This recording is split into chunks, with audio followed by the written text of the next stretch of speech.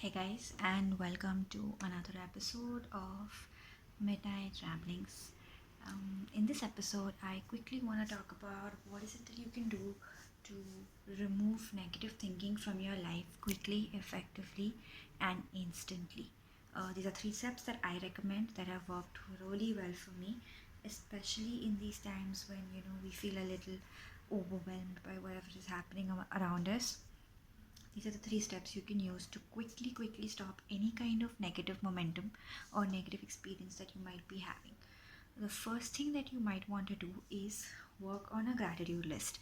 But here's a little tip on how do you make a gratitude list. Everyone talks about a gratitude list where you like take a diary or a piece of paper and then you just jot down whatever it is that that you are grateful for. But it's not that easy, right? Because when you do it very often, you realize that you will make a list of the same things over and over again. So that's not how you do an effective gratitude list every day.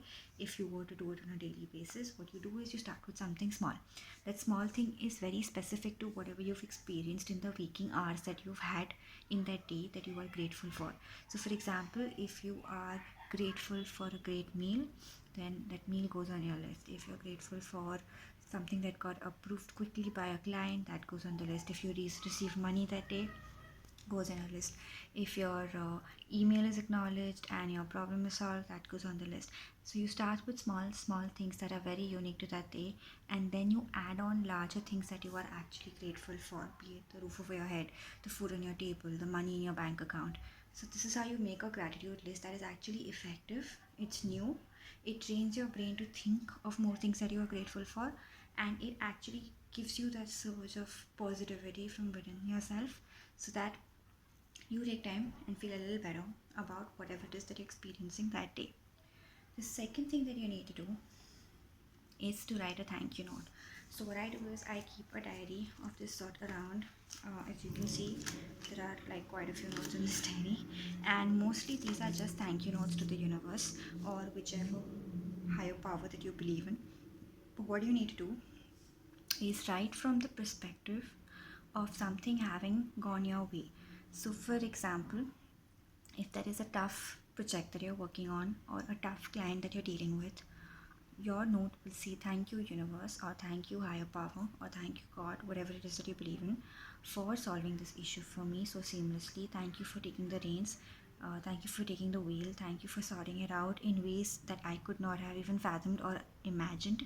And thank you for handling it so gracefully and seamlessly.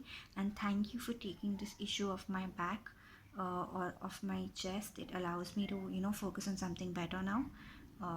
Be grateful, say thank you, mean it, and write it on pen and paper. When you write something on pen and paper, it is a lot more assertive and it triggers your brain into feeling that something's already happened. So it allows you to manifest quickly because your brain thinks that okay, this has happened and now therefore we are writing a thank you note to the universe. So that's point number 2. Now point number 3 is deflation. What happens to you throughout the day when you are stressed or dealing with negative momentum is that you get inflated. It's like, think of a gas balloon. There's gas filled inside the balloon and it's just expanding and it's expanding and expanding. And at some point, if you overfill the balloon, it's gonna burst, right? You don't want to get there. What you want to do is, when you feel like a blown up balloon, you need to learn how to deflate. What you must do is every day slot a 30-minute period where, after panicking or stressing about something the entire day, you take these 30 minutes to do anything else, even if it's panic and worry about something entirely different. So for example, if you've been worried about work or money, your 30 minutes that you spend, you're not allowed to think about work or money. You can worry about your favorite character dying on a popular TV show, but you cannot worry about work or money. What it does is it basically reduces the momentum on that particular train of thought and tries and puts a momentum on your current train of thought, which is basically something very light, frivolous, or not related to a life crisis. By doing this, you get a little bit of perspective and your mind basically diversifies into other things, and it just makes the painful situation a little less painful. And by doing it more and more often, at 30-minute slots, but more frequently in the day, say 2 or 3 times a day, you can combat this issue a little faster, and the negativity is paused much more quickly and effectively. So these are my 3 tips that I use, that I find very, very effective, especially in the last 3 months where things have been really stressful.